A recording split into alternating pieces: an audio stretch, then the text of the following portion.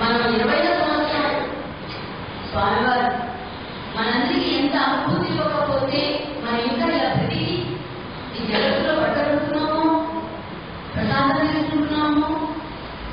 మరి మనకి తెలియకుండా 20 సంవత్సరాలు ఎలా వచ్చింది అంటే మూలసూత్రం వారే, మూలాధారం వారే, ఉన్నది కూడా వారే. 20 సంవత్సరాలు అనుకునేది పోయాము కానీ చంపి బతికిస్తున్నాడు. చావగొట్టి దగ్గర పెట్టుకుని ఆయన ఈ బ్రతుకు ఇచ్చారనమాట. ఏ బ్రతుకునంటే ఇలా దగ్గర బ్రతికేటువంటి నిరంతరము నన్ను తలుపుకొని నీ బ్రతుకు లేదు నీ తీసుకున్నాను. మనందరం కూడా ఒకే గురు స్వరూపానికి చెంది ఉన్నటువంటి వాళ్ళం కనుక ఎవరు తోసుకోకుండా అందరూ సావకాశంగా చక్కగా ఇంకొకరికి స్థానం ఇస్తూ మనం కూడా స్థానం ఏర్పరచుకుంటూ, ఎందుకంటే మనతో ఉన్న వాళ్ళు కూడా ఆ గురుదేవుడే. నా పక్కవాడు వెంకటరత్నం కాలేదు, తారకమ్మ కాలేదు, లక్ష్మక్క కాలేదు, అన్ని కూడా గురు స్వరూపాలే. కానీ అందరికీ పంచిందే ప్రసాదం. అందరం పంచుకుని పూజ చేసుకుంటే పూజ. అందరం ఎక్కడ ఏ మనసులోనూ ఎక్కడ నానే అనేది లేకుండా ఉంటేనే గురుదేవుడు యొక్క అనుభూతి అవుతుంది. ఇంత 20 సంవత్సరాలు స్వామివారిని స్వస్వరూపాన్ని పొంది బృందావన ప్రవేశం చేసి 20 సంవత్సరాలని మాట్లాడుకుంటున్నాం.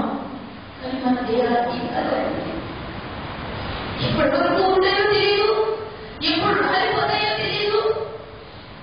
కానీ ఈ లోపల మనం గుర్తించాల్సింది, అనుభవించాల్సింది, ఆనందించాల్సింది బాహ్యమైనటువంటివి మాత్రమే కాదు. ఎందుకంటే అన్నింటికన్నా గొప్పది మనసు సంతృష్టి. మనసు తృప్తి చెందాలి, మనసు ఆవేదనతో ఉండాలి, మనసు ఆరాధన పూర్వకమై ఉండాలి, మనసు ఆరాధనకి దాస్యం చేసుకున్నాడు. అందుకనే మన జీవితాలకు జన్మ ఇంకొక జన్మ లేకుండా ఉండడం కోసం ఇంకొకటి లేదా నా గొప్పదనం కాబట్టి నువ్వు బ్రతుకుతున్నావని మనకి ఈ జీవితాన్ని ప్రసాదించారు. దాన్ని మనం ఎప్పటికప్పుడు సద్వినియోగపరుచుకుంటూ అనుమానంలో ఇసుక పరిస్థితి చెప్తుందండి బాబు అని, ఇసుక పరిస్థితి చెప్తుందని ప్రాణాలే. కానీ మనకు ప్రాణాలు ఇచ్చారు. ఇసుక గుర్తించగలము, చెట్టును గుర్తించగలము, పుట్టను గుర్తించగలము.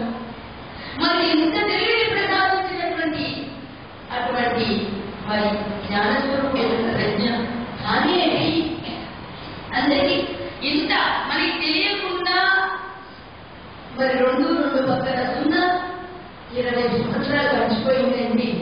ఎవరిని వాళ్ళు ఒకసారి ముందు చూసుకుంటే మనమేనా? దీని కారణం మనమేనా? ఎవరు బ్రతికిస్తున్నారు? మరి అప్పటివరకు ఎవరు బ్రతికించారు? ఆట